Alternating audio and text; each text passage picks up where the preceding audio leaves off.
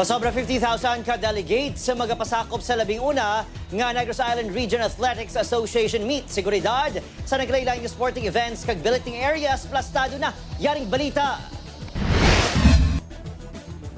Todo na ang pagpanghanda sa mga billeting area sa Bacolod City nga host sang 11 nga Negros Island Regional Athletic Association meet.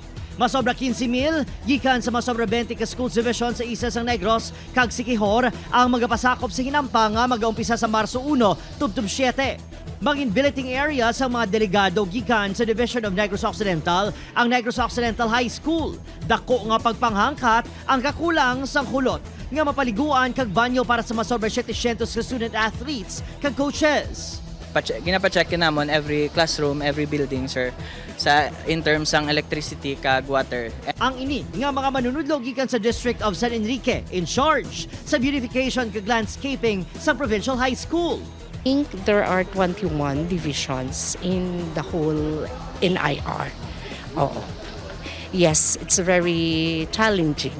And mga teachers from other schools and different districts of Negros Occidental preparing. Bangod sa kinampang, maga-shift sa online kag modular ang klase sa mga estudyante. Subong adlaw, nagabulig man sa preparasyon ang mga kabataan. Importante nga matinloan ta ang skillahan kay para mapakita man naton ang cleanliness kay ga show kami care towards them. Kahapon, nagpatigayin sa ceremonial send-off sa masobra 900 ka delegado halin sa Bacolod City.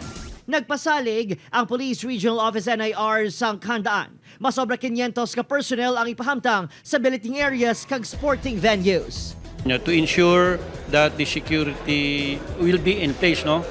So sinusuportahan natin tong first regional athletic competition dito sa ating NIR. Opo, Kiril Gasilio, Adrian Pretos, One Western Visayas.